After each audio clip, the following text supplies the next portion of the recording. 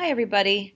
I'm trying this. I want to walk you through annotating a passage, and we're going with, from the Major Paper 1 passage, we're going with Boy Erased, Rhetorical Analysis. I'm choosing this one because I don't think anybody in the class actually went with Boy Erased as their choice. So I can kind of annotate through this with you so that you kind of know what to look for and how to annotate as you're going through it.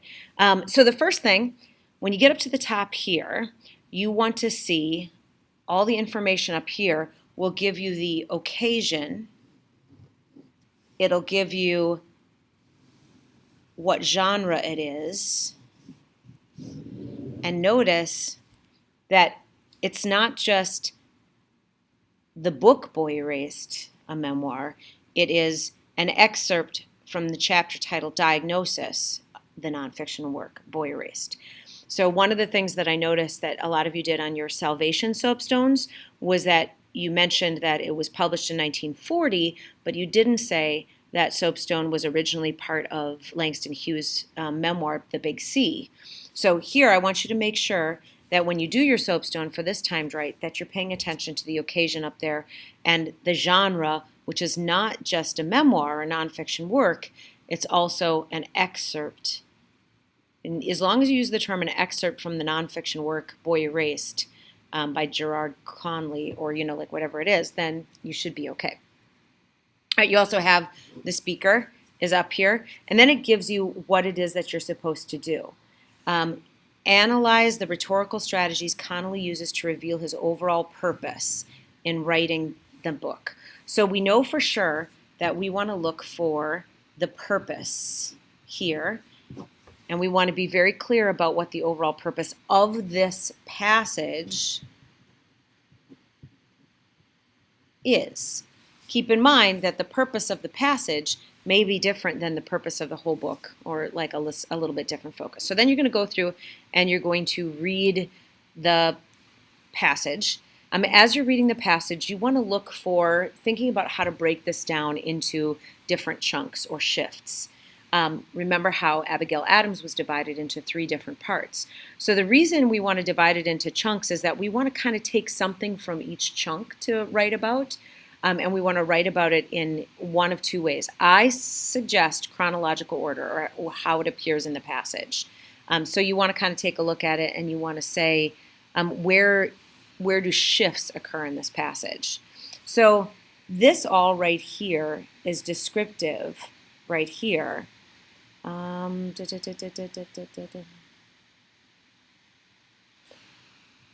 up to there. So this is going to be my first chunk, and I'm going to be, as I'm looking for this, I see that it sort of changes here. And this is all imagery that he's discussing there.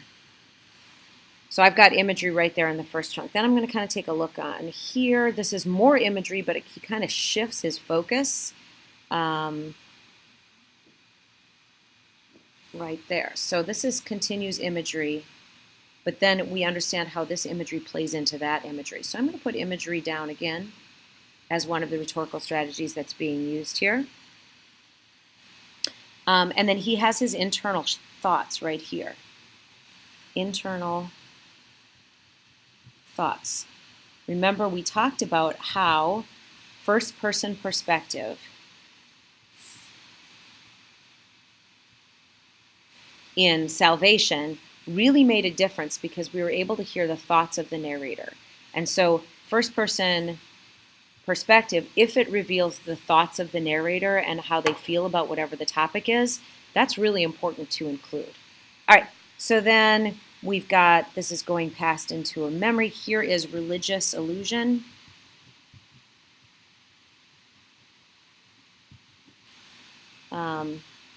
Talking about the first time he had communion. And then that's a contrast to reality here. So I've got religious illusion and a contrast. And then we continue on. We've got more religious illusion. More, and then it stops there. and it brings us back to the present. Because all of this right here is a flashback. So here we are back to the present. So I'm going to stop right there, even though there's more going on. I would have this being my third chunk. And you'll see that there's so much more imagery and everything like that in this section. All right, we've got internal thoughts again right here. All right. So just looking at the annotation that I've done so far, if I'm trying to figure out what kind of techniques that I want to use, this particular passage about Boy Erased is sort of showing to us how Gerard Connolly is struggling with religion and being gay. So throughout this whole passage and throughout the whole book, one of the biggest conflicts in the book is how can he be true to who he knows he is inside and at the same time be true to the traditions that were taught to him by his mom and dad. And I would say if I were going to be writing a rhetorical analysis about this section of it, going through, I would pull out some of the things not only that occur most frequently, like imagery, but I also pull out things that really completely relate to that idea, like religious illusion and the contrast to his reality. So I'd probably end up writing my timed write on, first I'd write about imagery and the effect that all the imagery has on the audience.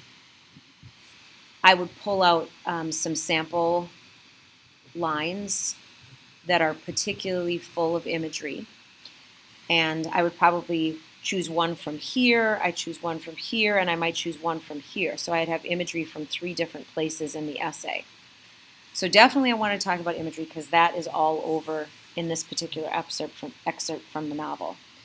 Then I think I would talk about first-person perspective.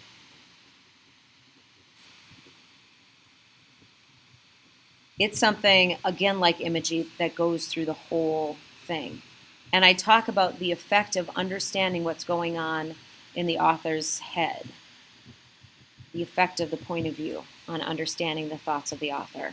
And then finally, because it's probably the most important to the purpose, I would write about the religious illusions, all the references to religion, and how they contrast and reveal his internal struggle.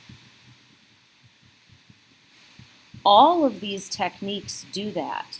The first-person perspective, we wouldn't know that he had an internal struggle if it wasn't for the fact that it was written first-person perspective. The imagery allows us to put ourselves in his situation, and that allows us to be empathetic to his internal struggle. So all of these play together really nicely if I were writing a rhetorical analysis about this. So that is kind of how I would kind of go through, and I'd separate things and write things off to the side and kind of use this passage as my brainstorming for how I'm going to end up writing the whole piece.